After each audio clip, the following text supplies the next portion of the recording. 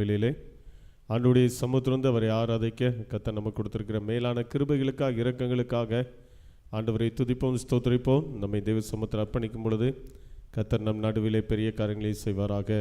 ஜெபம் பண்ண கடவோம்.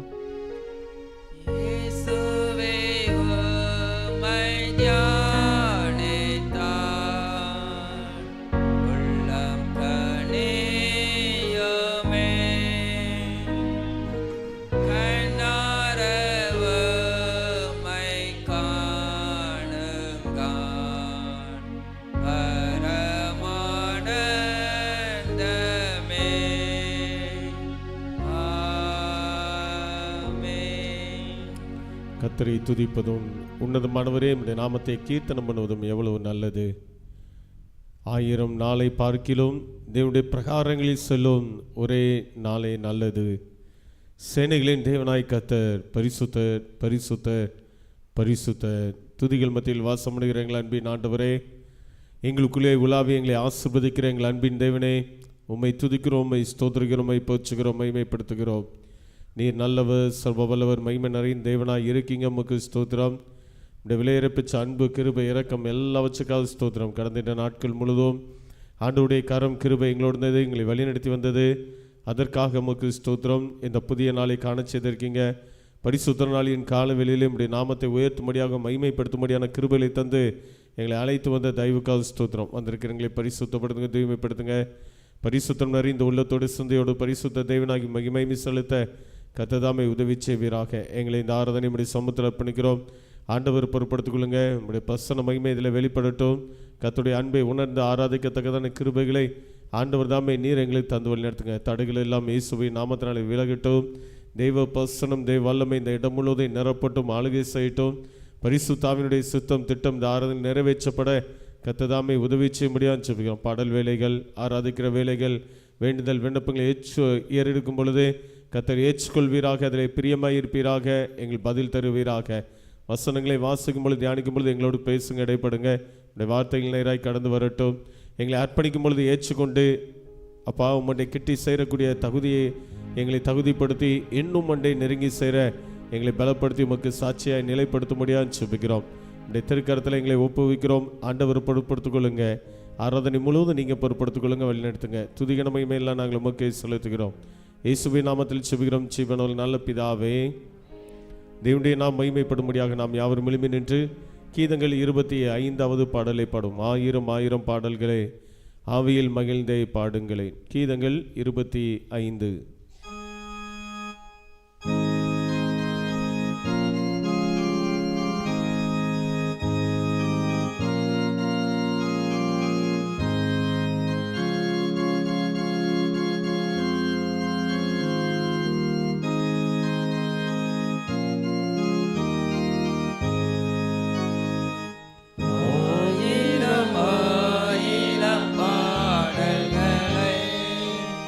ஆவே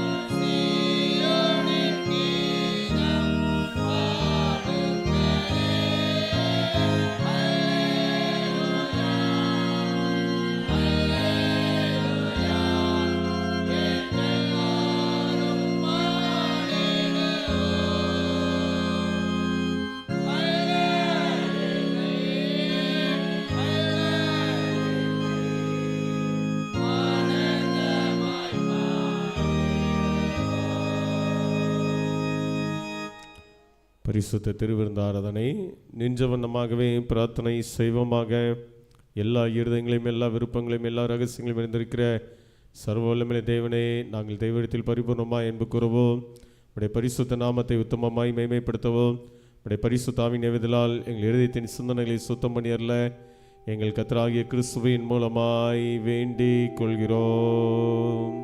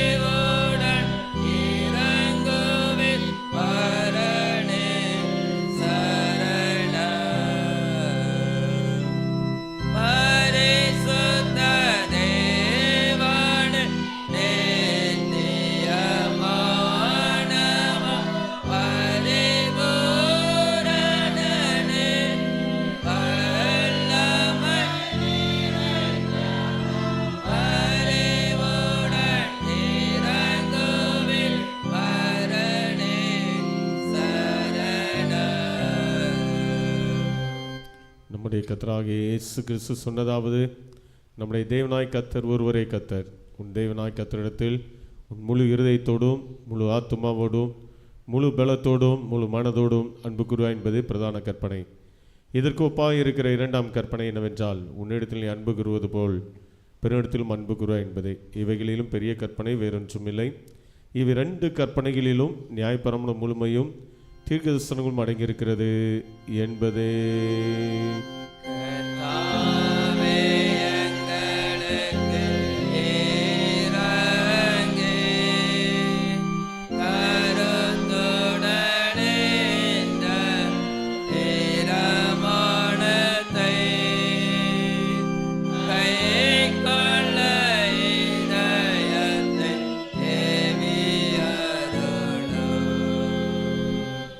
பிரியமானவர்களே, நாம் இப்பொழுது மகா பரிசுத்த வசனத்தை கேட்கவும் ஆண்டுடைய சரீரத்தின் இரத்தத்தையும் பெற்றுக்கொள்ளும் இங்கே கூடி வந்திருக்கிறோம். உத்தம மனஸ்தாபத்தோடும் உண்மையான விசுவாசத்தோடும் அவரிடத்தில் கெட்டி சேர்வதற்காக தேவனுடைய கிருபை தேடி முழங்கால் படிட்டு மௌனமாக நம்மை நாமே சோதித்து அறிவுமாக ஜெபம் பண்ண கடவோம். ஆண்டுடைய சமூகத்தில் வந்து நிற்கிறனா நம்மை நாமே ஆராய்ந்து பார்ப்போம். குறைகள் குற்றங்கள் எல்லாவற்றையும் அவருடைய சமூகத்தில் அறிக்கையிடுவோம். ரட்சிப்பை வெளிப்படுத்தும்படியாக வந்த ஆண்டவர் நம்மை பரிசுத்தப்படுத்தி அவரண்டை சேர்த்து கொண்டாரே. அந்த நல்ல தேவனுடைய கரத்தில் நம்மை ஒப்புவிப்போமா? இன்னும் அவருடைய இரத்தம் நம்மை கழுவி சுத்திகரிக்கிறது.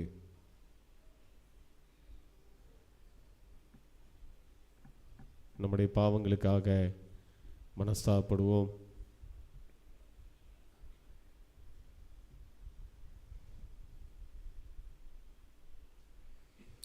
உங்கள் பாவங்கள் நிமித்தம் முழு இதயத்தோடு உண்மையாக மனசாப்பட்டு பிறரிடத்தில் அன்பு சினையமாக இருந்து இனி தேவனுடைய கற்பனைகளை கை கொண்டு புதிதாக்கப்பட்டவர்கள் அப்படி பரிசுத்தமாக நடப்போம் என்று தீர்மானிக்கிறீர்கள்.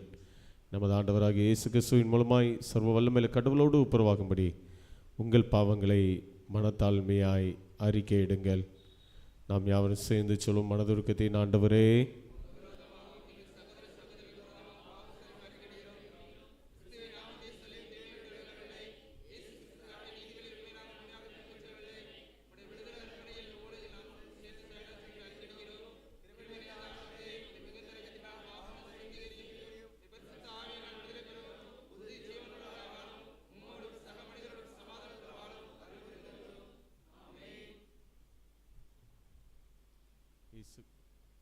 இயேசு கிறிஸ்துவின் மூலமாக எங்களுடைய உண்மையை மனதில் யாருக்கும் மறப்படுகிற கிருபை நிறைந்த வார்த்தைகளை கேளுங்கள். உங்கள் பாவங்கள் சிவறிந்தாலும் உறைந்த மலை போல் வெண்மையாகும். அவைகள் இரத்தாம்பர சிவப்பாக இருந்தால் பஞ்சை போல் ஆகும். நான் அவர்கள் அக்கிரமத்தை மன்னித்து அவர் பாவங்களை நினையாதிருப்பேன். மேற்குக்கும் கிழக்குக்கும் எவ்வளோ தூரமோ அவ்வளோ தூரம் நம்முடைய பாவங்களை நம்மை விட்டு விலக்கினார். வருத்தப்பட்டு பாரம் சுமக்கிறவர்களே, நீங்கள் எல்லோரும் இடத்தில் வாருங்கள், நான் உங்களுக்கு இளைப்பாறுதல் தருவேன். தேவன் தம்முடைய ஒரே பேரான குமாரனாகி விசுவாசிக்கிறவன் எவனோ அவன் கெட்டு போகாமல் நித்திய ஜீவனை அடைமடிக்கே அவரை தந்தரில் இவ்வளவாய் உலகத்தில் அன்பு கூர்ந்தார். பாவிகளை இரட்சிக்க கிறிஸ்து உலகத்தில் வந்தார் என்கிற வார்த்தை உண்மையும் எல்லா அங்கீகரியும் பாத்திரமானது. ஒருவன் பாவம் செய்வானால் நீதி பெறாக்கிற இயேசு கிறிஸ்து நமக்காக பிதாவிடத்தில் பரிந்து பேசுகிறவராக இருக்கிறார். நம்முடைய பாவங்களை நிவர்த்தி செய்கிற கிருபாதார பலி அவரே.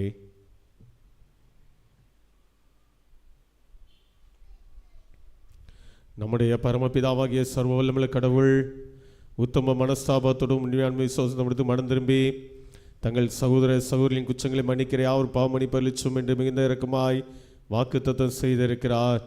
அவர் நம்முடைய கர்த்தராகிய இயேசு கிறிஸ்து உங்களுக்கு இறங்கி உங்கள் பாவங்கள் எல்லாவற்றையும் மன்னித்து தங்கள் விடுதலையாக்கி சகல நன்மைகளையும் உறுதிப்படுத்தி நிலைநிறுத்தி உங்களை நித்திய ஜீவகரையில் சேர்ப்பாராக.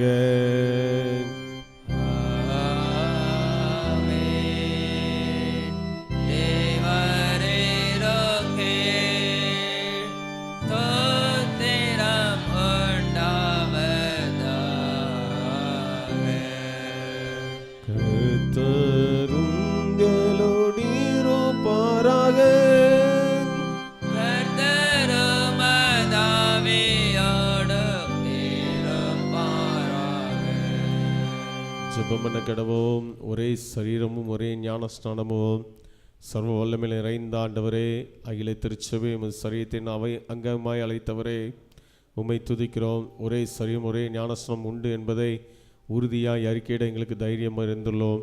கிறிஸ்துவின் சரீரமாய் ஞானஸ்நானம் பெற்ற நாங்கள் பொதுவான திருச்சபை உருவாக்கிட வல்லமை உள்ளவர்களாய் கட்டப்பட உதவி செய்யும்.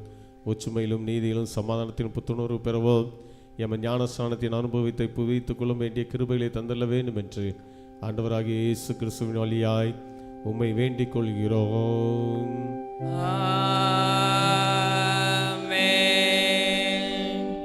தயவுசெய்து அமருங்கள்.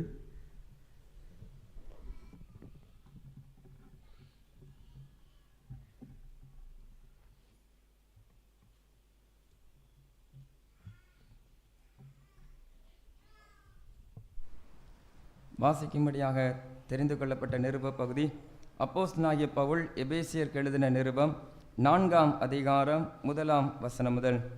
எபேசியர் 4ஆம் அதிகாரம் 1ஆம் வசனம் முதல். ஆதலால் கர்த்தர் நிமித்தம் கட்டுண்டவனாகிய நான் உங்களுக்கு சொல்லுகிற புத்தி என்னவெனில், நீங்கள் அழைக்கப்பட்ட அழைப்புக்கு பாத்திரவான்களாய் நடந்து மிகுந்த மனத்தாழ்மையும் சாந்தமும் நீடிய பொறுமையும் உடையவர்களாய் அன்பினால் ஒருவரை ஒருவர் தாங்கி சமாதான கட்டினால் ஆவியின் ஒருமையை காத்து கொள்வதற்கு ஜாக்கிரதையாய் இருங்கள். உங்களுக்கு உண்டான அழைப்பினாலே நீங்கள் ஒரே நம்பிக்கைக்கு அழைக்கப்பட்டது போல ஒரே சரீரமும் ஒரே ஆவையும் உண்டு. ஒரே கர்த்தரும் ஒரே விசுவாசமும் ஒரே ஞான ஸ்நானமும் எல்லாருக்கும் ஒரே தேவனும் பிதாவும் உண்டு. அவர் எல்லார் மேலும் எல்லாரோடும் உங்கள் எல்லாருக்குள்ளும் இருக்கிறவர் என்பது. இது ஆண்டவரின் திருவார்த்தை.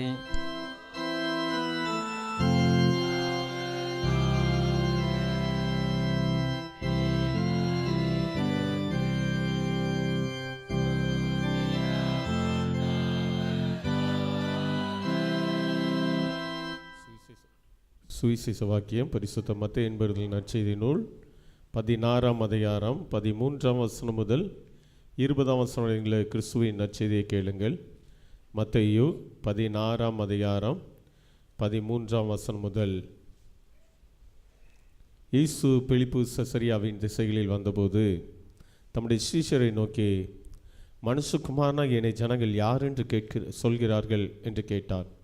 அதற்கு அவர்கள் சிலர் உம்மை யோவான் ஸ்நானகன் என்றும் சிலர் எலியா என்றும் வேறு சிலர் எரேமியா அல்லது தீர்க்கதரிசியில் ஒருவர் என்றும் சொல்கிறார்கள் என்றார்கள். அப்பொழுது அவர், நீங்கள் என்னை யார் என்று சொல்கிறீர்கள் என்று கேட்டார். சீமோன் பேதுரு பிரயத்திரமாக, நீ ஜீவனுள்ள தேவனுடைய குமாரனாகிய கிறிஸ்து என்றார்.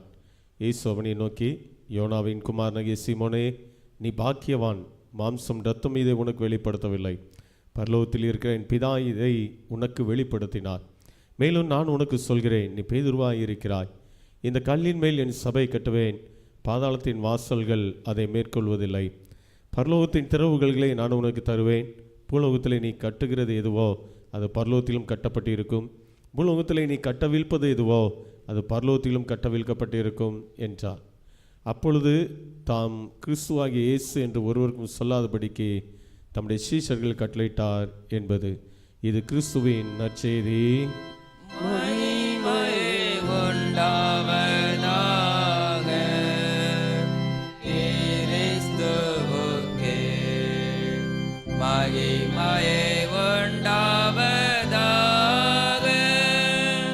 வானத்தையும் பூமியையும் காணப்படுவதும் காணப்படாததுமான எல்லாவற்றையும் படைத்தவராயிருக்கிற சர்வ வலிமையுள்ள பிதாவாய ஒரே தேவனை விசுவாசிக்கிறோம்.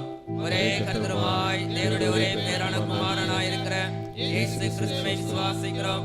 அவர் சகல உலகங்களும் உண்டாவதற்கு முன்னே தமது பிதாவினாலே ஜெனிப்பிக்கப்பட்டவர், தேவத்தில் தெய்வமானவர், ஜோதியில் ஜோதியானவர், மெய் தேவனில் மெய் தேவனானவர், உண்டாக்கப்படாமல் ஜெனிப்பிக்கப்பட்டவர், பிதாவோடே ஒரே தன்மையுடையவர், சகலத்தையும் உண்டாக்கினவர், மனிதராகிய நமக்காகவும் நம்ம ரட்சிப்பு உண்டாகும் பரமண்டலத்திலே பரிசுத்த ஆவியினாலே கன்னிமரியாளிடத்தில் அவதரித்து மனிதனானார். நமக்காக பொந்தியுள்ளாத்தின் காலத்தில் சிலுவையில் அறையுண்டு பாடுபட்டு அடக்கம் பண்ணப்பட்டார். வேத வாக்கியங்களின்படி மூன்றாம் நாள் உயிர்த்தெழுந்தார். பரமண்டலத்திலே சகலது வாசம் உயிருள்ளோரின் மரித்தோரின் எழுந்திருப்பார். கத்தருமாய் ஜீவனை கொடுக்கிறோமாய் பிதாவிற்கு மன்று புறப்பட்டு வருகிறோமாய்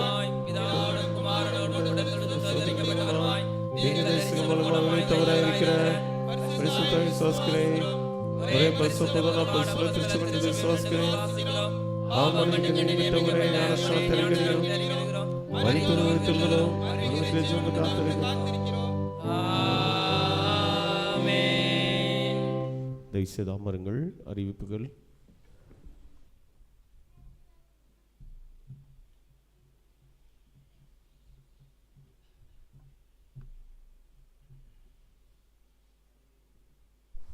அறிவிப்புகள். இன்று இரவு செபக்கூட்டம் நமது ஆலயத்தில் நடைபெறும். திருச்சபையார் செபக்கூட்ட ஆராதனையிலே பங்கு பெற அன்போடு கூட கேட்டுக்கொள்கிறோம்.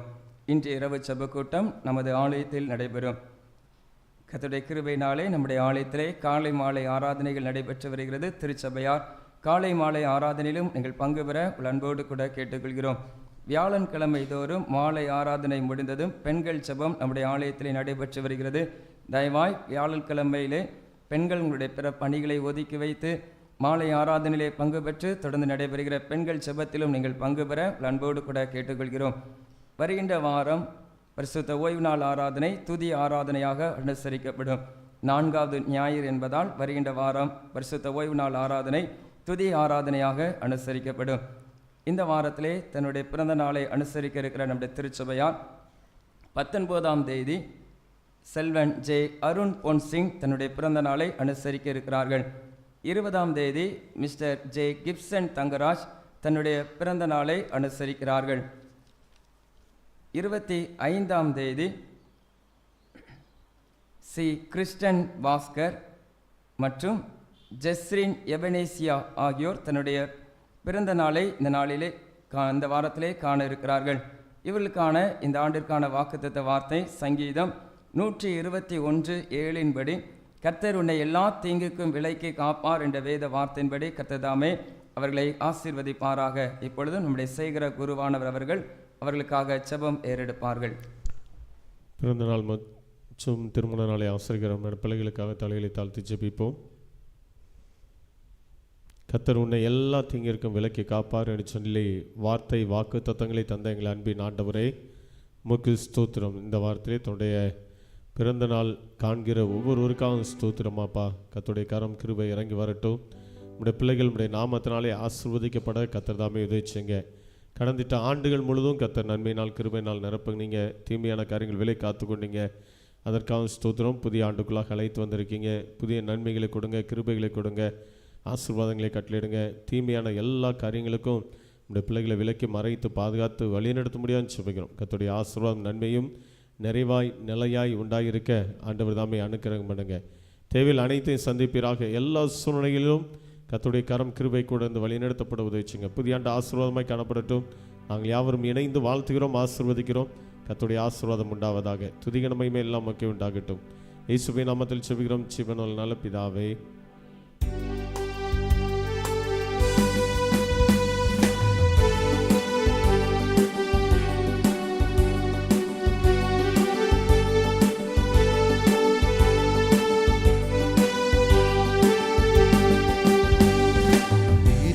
பிரியமானவனே, உன் ஆத்துமா வாழ்வது போல் எல்லாவற்றிலும் வாழ்ந்து சுகமாயிரு மகனே. பிரியமானவனே, உன் ஆத்துமா வாழ்வது போல் எல்லாவற்றிலும் வாழ்ந்து சுகமாயிரு மகனே. கர்த்தருடைய வார்த்தைக்கு ஆயத்தப்பட வேண்டுமாய் நாம் யாவரும் தயவாய் எழுந்து நின்று கீதங்களும் கீர்த்தனைகளும் 235 நூற்றாண்டு கீதம் 283 பாடுவோம். அருள் ஏராளமாய் பெய்யும் உறுதி வாக்கிதுவே. கீதங்களும் கீர்த்தனைகளும் 235 நூற்றாண்டு கீதம் 283.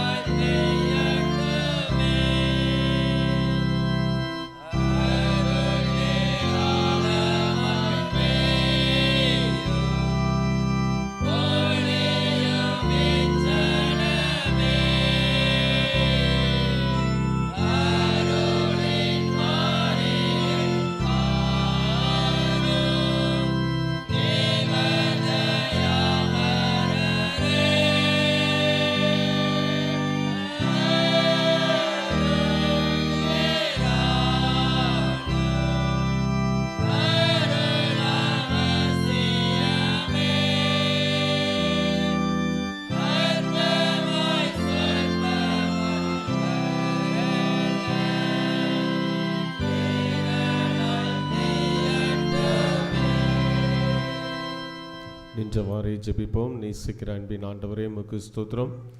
எப்பொழுதும் உம்முடைய வார்த்தைகள் நாங்கள் தியானிக்கப் போகிறோம். கர்த்தர் எங்களோடு பேசுங்க, இடைப்படுங்க. உம்முடைய வார்த்தைகள் நேராய் கடந்து வரட்டும். இயேசுவின் நாமத்தில் ஜெபிக்கிறோம் ஜீவனுள்ள நல்ல பிதாவே. தயவுசெய்து அமருங்கள். இயேசுவில் பிரியமானவர்களே, ஆண்டவராக இயேசு கிறிஸ்துவின் நாமத்தினாலே அன்பின் வாழ்த்துக்களை தெரிவித்துக் கொள்கிறேன். அல்லேலூயா, அல்லேலூயா. கர்த்தருடைய நாம் மகிமைப்படுவதாக. இந்த நாளிலும் கொடுக்கும்படியாக தியானிக்கும்படியாக கொடுக்கப்பட்டிருக்கிற வேத பகுதி எபேசியர் 4ஆம் அதிகாரம் 5, 6 வசனம். எபேசியர் 4, 5, 6. ஒரே கர்த்தரும் ஒரே விசுவாசமும் ஒரே ஞானஸ்நானமும் எல்லோருக்கும் ஒரே தேவனும் பிதாவும் உண்டு. அவர் எல்லார் மேலும் எல்லாரோடும் உங்கள் எல்லாருக்குள்ளும் இருக்கிறவர் என்று சொல்லப்பட்டிருக்கிறது. ஒரே சரீரம் ஒரே ஞானஸ்நானம் என்கிற தலைப்பின் கீழாக இந்த வேத பகுதி கொடுக்கப்பட்டிருக்கிறது. இயேசு கிறிஸ்து இந்த உலகத்திற்கு இரட்சகராய் வெளிப்படுத்தினார். புதிய ஆண்டுக்குள்ளாக வந்த பொழுது முதல் வாரத்தில் தியானித்த வேத பகுதி திருவசனம் அதுதான். கிறிஸ்து இரட்சகராய் வெளிப்பட்டதை குறித்து நாம் தியானித்திருக்கலாம். இரட்சகராய் வெளிப்பட்டார் என்று சொல்லி பார்க்கும் பொழுது யூதர்களுக்கு மாத்திரமல்ல, யூதர் அல்லாத மக்களுக்கும் தன்னை வெளிப்படுத்தினார் என்பது தான் அங்கு கொடுக்கப்பட்டிருக்கிறது. இந்த நாட்கள் பிரசன்ன திருநாள், அதாவது வெளிப்படுத்துதல் என்று சொல்லப்பட்டிருக்கிறது. யூதர் அல்லாத மக்களுக்கும் தன்னை இரட்சகராய் மீட்பராய் அவர் வெளிப்படுத்தினார் என்பதுதான் அதன் காரியமாய் இருக்கிறது. வெளிப்படுத்தினவர் எதற்காக வெளிப்படுத்தினார்? ஜனங்களை பரிசுத்தமாக்கும்படியாக என்று சொல்லி போன வாரம் என்ன செய்திருக்கலாம், தியானித்திருக்கலாம். பரிசுத்தமாக இரு என்கிற ஒரு தலைப்பணி செய்தது கொடுக்கப்பட்டிருக்கிறது. அழைத்த தேவன் உண்மையுள்ளவர். எதற்காக இந்த உலகத்தில் வந்தால்? ரட்சிக்கும்படியாக, மீட்கும்படியாக, விடுதலை கொடுக்கும்படியாக, இரட்சகராய் மீட்பராய் அவர் இந்த உலகத்துக்கு வந்தார். என்ன? பரிசுத்தமாக்கும்படியாக, பரலோகத்தில் கொண்டு சேர்க்கும்படியாக தான் இந்த உலகத்திற்கு வெளிப்பட்டார் என்பதை நாம் அறிந்திருக்கிறோம். இரட்சகராய் தன்னை வெளிப்படுத்தினார். ஆகவே நீ பரிசுத்தமாய் இரு, பரிசுத்தமாய் காத்துக்கொள் என்று சொல்லி பார்க்கிறோம். இன்றைக்கு பரிசுத்தப்படுத்தின ஆண்டவர் என நம்மை பரிசுத்தப்படுத்தினார். அதற்கு அடையாளம் ஆண்டவருடைய அன்புக்குள் வந்துவிட்டேன் என்பதற்கு அடையாளம்தான் இந்த ஞானஸ்நானம் என்பது நாம் அறிந்திருக்கிறோம். என்ன ஞானஸ்நானம் என்பதை அறிந்திருக்கிறோம். ரட்சிக்கப்பட்டேன், கிறிஸ்துவின் அன்பை அறிந்து கொண்டேன், ஏற்றுக்கொண்டேன். அதை வெளியரங்கமாக என்ன செய்கிறேன்? வெளிப்படுத்துகிறேன். உள்ளான மனம் திரும்புதலுக்கு புறம்பாய் காட்டப்படக்கூடிய அடையாளம் தான் ஞானஸ்நானம் என்ன செய்கிறது? காணப்படுகிறது. உள்ளான மனிதன் நான் மனம் திரும்பிட்டேன், ரட்சிக்கப்பட்டேன், ஆண்டோடைய அன்புக்குள் வந்துவிட்டேன் என்பதற்கு அடையாளமாக என்ன செய்தார்கள்? ஞானஸ்நானம் என்ன செய்தார்கள்? கொடுத்தார்கள் என்பதை அறிந்திருக்கிறோம். வேதத்தில் பார்க்கும் பொழுது ஞானஸ்நானம் அநேக காரியங்கள் என்ன செய்கிறது? காணப்படுகிறது. ஞானஸ்நானத்தை குறித்து வேதத்தில் பார்க்கும் பொழுது 1 கொரிந்தியர் 10ஆம் அதிகாரம் 2ஆம் வசனத்தில் சொல்லப்பட்டு இருக்கிறது. அது எப்படிப்பட்ட ஞானஸ்நானம் என்று சொல்லி, மேகத்தினாலும் சமுத்திரத்தினாலும் அவர்கள் ஞானஸ்நானம் பெற்றார்கள் என்று சொல்லி அங்கு பவுல் என்ன செய்கிறார்? எழுதுகிறார். யாரை குறித்து சொல்லப்பட்டிருக்கிறது? இஸ்ரவேல் ஜனங்களை குறித்து இங்கு சொல்லப்பட்டிருக்கிறது. எதன் கீழாக? சமுத்திரத்தின் கீழாக, மேகத்தின் கீழாக அவர்கள் ஞானஸ்நானம் பெற்றார்கள் என்று சொல்லி, அது மாத்திரமல்ல, அவர் கொடியின் கீழ் ஞானஸ்நானம் பெற்றோம் என்று சொல்லி வேதத்தில் சொல்லப்பட்டு இருக்கிறது. மத்தேயு 3:11 பார்க்கும் பொழுது அவர் உங்களுக்கு பரிசுத்த ஆவியினாலும் அக்கினியினாலும் ஞானஸ்நானம் கொடுப்பார் என்று சொல்லி யோவான் ஸ்நானகன் தன்னிடத்தில் வந்தவர்களுக்கு இயேசு கிறிஸ்துவை குறித்து அறிமுகப்படுத்தும் பொழுது என்ன செய்கிறார்? சொல்கிறார், நான் உங்களுக்கு ஜலத்தினால் ஞானஸ்நானம் கொடுக்கிறேன். அதுவும் அதில் தான் வருகிறது. ஜலத்தினால் ஞானஸ்நானம் என்று சொல்லப்படுகிறது. ஜலத்தினால் நான் உங்களுக்கு என்ன செய்கிறேன்? ஞானஸ்நானம் கொடுக்கிறேன்.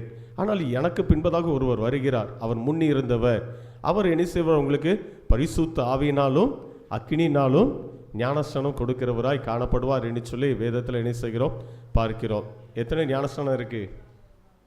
இங்கே கவனிங்க, எத்தனை இருக்கு? நிறையா இருக்கு, அப்படி தானே? எதெல்லாம் பெற்றிருக்கீங்க?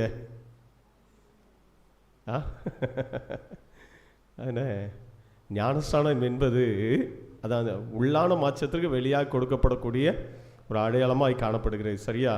அநேக காரியங்கள் அதில் வேதத்தில் என்ன செய்கிறது? சொல்லப்படும். இதனால் ஞானஸ்நானம் பெற்றார்கள், இப்படி பெற்றார்கள், இது என்று சொல்லி என்ன செய்கிறது? சொல்லப்படுகிறதாய் காணப்படுகிறது. வேதத்தில் பார்க்கும் பொழுது இப்போ நம்முடைய திருச்சபையில் என்ன செய்கிறது? கிறிஸ்துவை ஏற்றுக்கொண்டவர்கள் அல்லது கிறிஸ்துவத்தில் பிறந்தவர்களுக்கு ஞானஸ்நானம் கொடுப்பது உண்டு. அதே போல் யூதர்களும் என்ன செய்தார்கள்?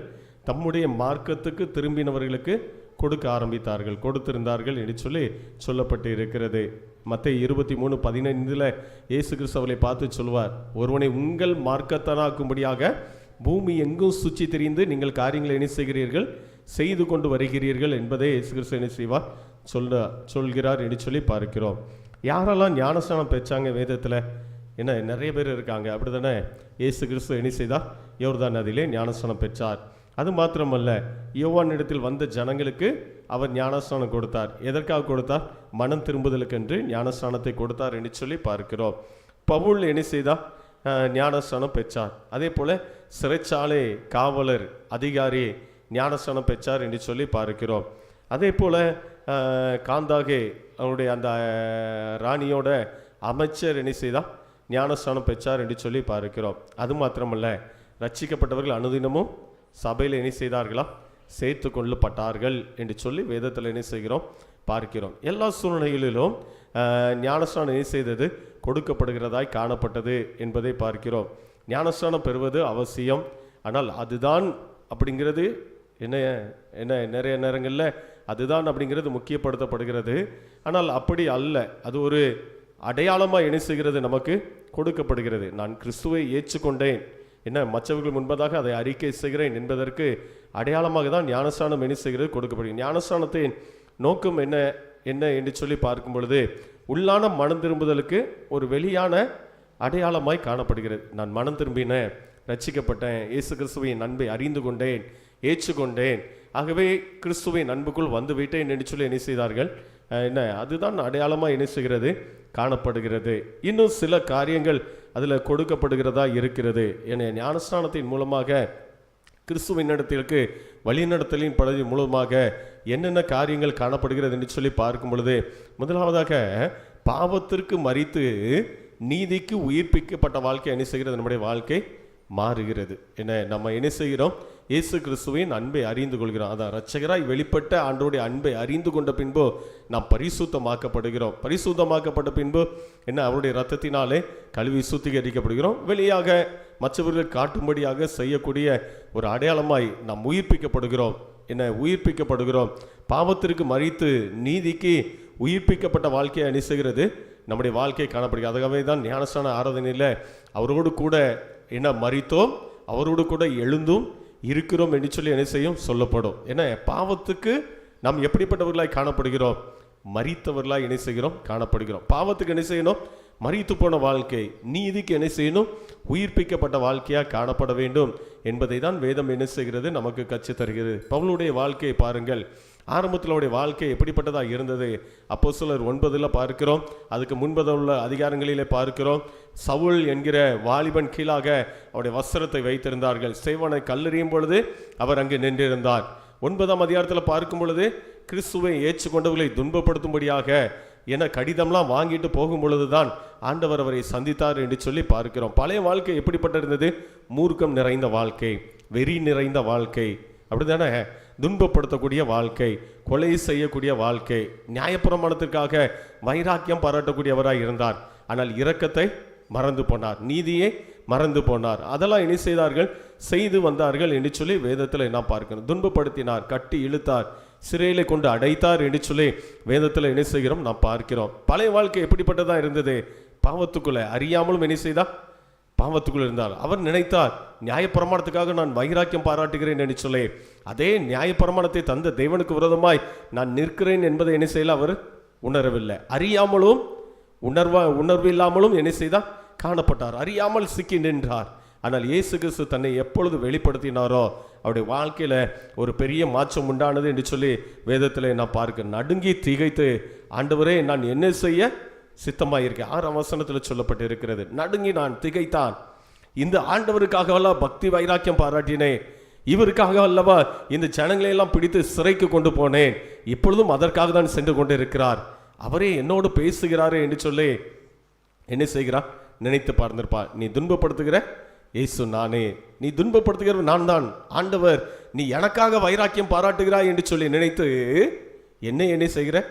துன்பப்படுத்தி கொண்டு இருக்கிற அப்படிதான் சொன்னார். என்ன இயேசு நீ துன்பப்படுத்துகிற இயேசு நானே என்று சொன்ன பொழுது நடுங்கி திகைத்தான் என்று சொல்லி பார்க்கும். தன்னை தேவனுக்கென்று அர்ப்பணித்தான். பின்பு அவருடைய வாழ்க்கையில ஒரு மாற்றம் உண்டானது. அன்று இரவிலே அவன் ஞானஸ்நானம் பெற்றார் என்று சொல்லி வேதத்திலே நாம் பார்க்கிறோம். என்ன வேதத்திலே நாம் பார்க்கிறோம், ஞானஸ்நானம் பெற்றார் என்று சொல்லி அவருடைய வாழ்க்கை மாற்றப்பட்டது. புதுப்பிக்கப்பட்டது. இப்பொழுது என்ன செய்தா? பாவத்துக்கு மரித்து நீதிக்கு உயிர்ப்பிக்கப்பட்ட வாழ்க்கை அவருடைய வாழ்க்கை மாறினது. மாறின பின்பு எப்படிப்பட்ட வாழ்க்கை வாழ்ந்தார் என்று சொல்லி பார்க்கும் பொழுது அநேக மாற்றங்களுடைய வாழ்க்கையிலே உண்டானது. அநேகருக்கு நற்செய்தி அறிவிக்கிறவராய் காணப்பட்டார். சுவிசேஷத்தை பிரசங்கிக்கிறவராய் இருந்தார். கிறிஸ்துவின் அன்பை பறைசாற்றுகிறவராய் இருந்தார். எந்த இயேசுவை ஆராதித்தவர்களை துன்பப்படுத்தினாரோ அதே இயேசு கிறிஸ்துவை குறித்து தைரியமாய் பிரசங்கித்தார் என்று சொல்லி வேதம் சொல்கிறது. இரண்டாவதாக பாருங்க, சிறைச்சாலைக்காரனுடைய வாழ்க்கை. அங்கும் மாற்றப்பட்ட ஒரு வாழ்க்கை உண்டாகிறதே நாம் அறிந்திருக்கிறோம். பவுலும் சீலாவும் தொழுமரத்தில் கட்டப்பட்டு சிறைச்சாலையிலே அடைக்கப்பட்டு இருந்தார்கள். சடுதியாய் அங்கே என்ன செய்தது? ஒரு சத்தம் உண்டாகி அவர்கள் எல்லாம் விடுதலை பெறுகிறவர்களாக என்ன செய்தார்கள்? காணப்பட்டார்கள் என்பதை அறிந்திருக்கிறோம். அப்பொழுது அங்கே இருந்து அவன் என்ன செய்தான்? அந்த சிறைச்சாலைக்காரன் எல்லாரும் தப்பிச்சிட்டாங்க அப்படின்னு சொல்லி தன்னே குத்தி கொண்டு சாகும்படியாக அவன் பிரயாசப்பட்ட பொழுதே பவுல் சத்தம் இடுகிறான், உனக்கு ஒன்றும் என்ன செய்யாத, கெடுதி ஒன்றும் செய்து கொள்ளாத, நாங்கள் யாரும் போகலை, எல்லாருமே இங்கே தான் இருக்கிறோம் என்று சொல்லி அங்கு சொன்ன பொழுது அவன் வந்தான் என்று சொல்லி பார்க்க அவனோட பேசுகிறார்கள். பேசும் பொழுது சொன்ன காரியங்கள் அவனுடைய வாழ்க்கையில் ஒரு மாற்றத்தை என்ன செய்தது? உண்டு பண்ணினது. சிறைச்சாலை காவல்காரனுடைய வாழ்க்கை அது வரைக்கும் எப்படி இருந்திருக்கலாம்? ஒரு கொடூரமான வாழ்க்கையாக தான் இருந்திருக்கும். ஏன்னா சிறைச்சாலையில் வைத்திருப்பது என்பது என்ன, குற்றம் செய்கிறவர்களே பயங்கரமானவர்களாக இருப்பார்கள். அவர்களை ஆளுகை செய்ய வேண்டும், அவர்களை தங்களுடைய கட்டுப்பாட்டுகள் வைத்திருக்க வேண்டுமானால் குற்றவாளியோட இவருடைய கேரக்டர் எப்படி இருக்கணும்? இவருடைய குணம் என்ன? அடக்குமுறை. அதுக்கு தான் காவல்துறையினரை பார்க்கும் பொழுது கொடூரமாக என்ன செய்யும் நமக்கு? என்ன, எதற்கு அவர்கள் அப்படி மாறிவிட்டார்கள்? எல்லாம் நம்மளால தான், அப்படிதானே? குற்றவாளிகளை மேற்கொள்ளும்படியாக அவருடைய கோபம் அதில் வெளிப்பட்டால் தான் என்ன செய்ய முடியும்? வெளியில் பாருங்கள் சாந்தமாக பேசுவாங்க, ஆனால் அந்த இடத்த யூனிஃபார்ம் போட்டுட்டா அவங்களுடைய கேரக்டர் என்ன செய்யும்?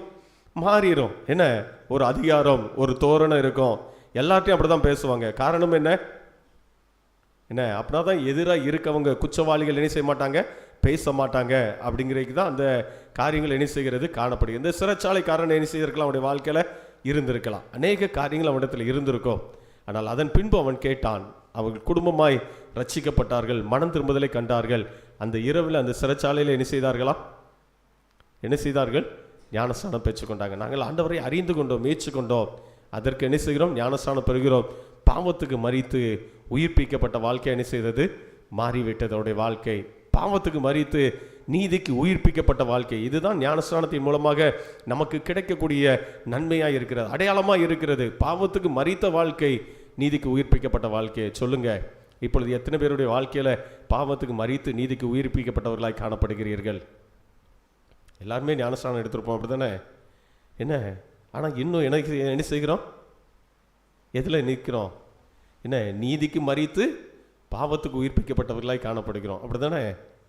யோசித்து பாருங்கள் வாழ்க்கை எப்படி இருக்குன்னு சொல்லி. ஏன் ஞானஸ்நானம்? எதற்கு அடையாளம் அது? பாவத்துக்கு மரித்து நீதிக்கு உயிர்ப்பிக்கப்பட்ட வாழ்க்கை. ஆனால் நம்முடைய வாழ்க்கை எப்படி இருக்கிறது? என்ன, ஆப்போசிட்டாக தான் இருக்குது, அப்படி தானே? என்ன, யோசித்து பாருங்கள் நம்முடைய வாழ்க்கை எப்படி இருக்கிறது என்று சொல்லி. ரெண்டாவதாக ஒரு காரியம் அதில் சொல்லப்பட்டு இருக்கிறது. ஞானஸ்நானத்தின் மூலமாக விசுவாசத்தில் என்ன செய்கிறோமா? பலன் அடைகிறோம். என்ன, விசுவாசத்தில் பலன். அவரை விசுவாசித்து தான் என்ன செய்கிறோம்? ஏற்றுக்கொள்கிறோம். ஏற்றுக்கொண்ட பின்பு தான் ஞானஸ்நானத்துக்கு என்ன செய்கிறோம்? அந்த சிறைச்சாலை காவல்காரனை பாருங்க, விசுவாசித்தான், ஞானஸ்நானம் பெற்றான். பவுல பாருங்க, விசுவாசித்தான், ஞானஸ்நானம் பெற்றார் என்று சொல்லி வேதத்தில் என்ன செய்கிறது? சொல்லப்பட்டு இருக்கிறது. அப்போஸ்தலர் 8:26-39 வரைக்கும் வாசித்து பார்க்கும் பொழுது அந்த மந்திரியை குறித்து அங்கே என்ன செய்கிறது? சொல்லப்படும். ஆண்டவர் பிலிப்பை பார்த்து சொல்வார், நீ போய் அந்த ரதத்தில் என்ன செய்? சேர்ந்து கொள்ள என்று சொல்லும் பொழுது அவன் அவ்வாறாகவே சேர்ந்து கொண்டான். அப்பொழுது அந்த மந்திரி ஒரு ஏசாயா ஆகமத்தை என்ன செய்கிறார்? வாசித்து வருகிறார். இது யாருன்னு தெரிகிறதா? என்ன சம்பவம் என்று சொல்லி தெரிகிறதா என்று சொல்லி கேட்ட பொழுது அவர் சொன்னார், ஒருவன் எனக்கு விளக்கி காண்பிக்காவிட்டா நான் எப்படி புரிந்து கொள்ள முடியும் என்று சொன்ன உடனே பிலிப்பு அதை விளக்கி காண்பிக்கிறவராய் காணப்பட்டார். அதில் என்ன எழுதியிருக்கிறது, யாரை குறித்து சொல்லப்பட்டு இருக்கிறது என்பதை அவர் விவரித்து சொன்னார். இயேசு கிறிஸ்துவை குறித்து, அவருடைய பாடு மரணங்களை குறித்து அவர் விவரித்து சொன்ன பொழுதே அவருடைய உள்ளம் மாற்றப்படுகிறதாய் காணப்பட்டது. விசுவாசத்துக்கு நேராய் கடந்து வருகிறவராய் காணப்பட்டார் என்று சொல்லி பார்க்கிறோம். 37 பார்க்கும்பொழுது 36 சொல்லப்பட்டிருக்கிறது, இவ்விதமாய் அவர்கள் வழி நடந்து போகையில் தண்ணீருள்ள ஒரு இடத்திற்கு வந்தார்கள். அப்பொழுது மந்திரி, இதோ தண்ணீர் இருக்கிறதே, நான் ஞானஸ்நானம் பெறுவதற்கு என்ன தடை இருக்கிறது என்று சொல்லி என்ன செய்வான்? கேட்பார். கேட்கும் பொழுது 37 பிலிப்பு சொல்லக்கூடிய காரியம், நீ முழு இருதயத்தோடு விசுவாசித்தால் தடை இல்லை என்றார். அப்பொழுது அவன், இயேசு கிறிஸ்துவை தேவனுடைய குமாரன் என்று விசுவாசிக்கிறேன் என்று சொல்லி என்ன செய்தான்? ஞானஸ்நானம் பெற்றான் என்று சொல்லி பார்க்கிறோம். அதன் பின்பு அவருடைய வாழ்க்கையில ஒரு புதிய பலன் என்ன செய்திருக்கும்? வந்திருக்கும். அப்படித்தானே? நான் இயேசு கிறிஸ்துவை ஏற்றுக்கொண்டேன், விசுவாசிக்கிறேன். ரெண்டாவது, விசுவாசத்துக்கு நேராக இது நம்மை நடத்தி செல்கிறதா இருக்கிறது. விசுவாசத்திலே நம் பலன் அடைகிறவர்களாய் காணப்படுகிறோம் என்று சொல்லி வேதத்தில் பார்க்கிறோம். எப்படிப்பட்ட விசுவாசத்தில்? எபேசியர் 4ஆம் அதிகாரத்தில் வாசித்த நிருப வாக்கியத்தில் அதான் சொல்லப்பட்டு இருக்கிறது.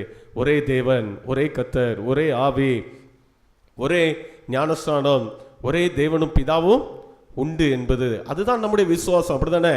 முதல் கட்டளையே என்ன என்று உனக்கு என்ன? மேலே வானத்திலும் கீழே பூமியிலும் எதையும் செய்யாத, உண்டாக்காத, நமஸ்கரிக்காத, சேவிக்காத. அந்த கட்டளை தான் இது. அப்போஸ்தலனாகிய பவுல் அவ்வாறாக எழுதுகிறார். ஒரே தேவன் தான், ஒரே கர்த்தர் தான், ஒரே மீட்பர், ஒரே இரட்சகர், எல்லாமே ஒன்றுதான். அப்படிதானே? ஒரே ஒரே ஒரே ஒரே ஒரே என்கிற வார்த்தை என்ன செய்கிறது? வருகிறது.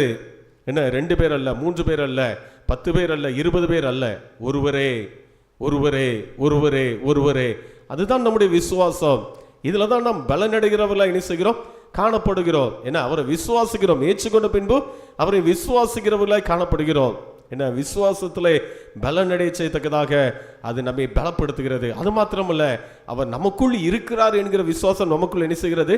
வந்து விடுகிறது. அதான் அந்த வசனத்தில் சொல்லப்படுகிறது.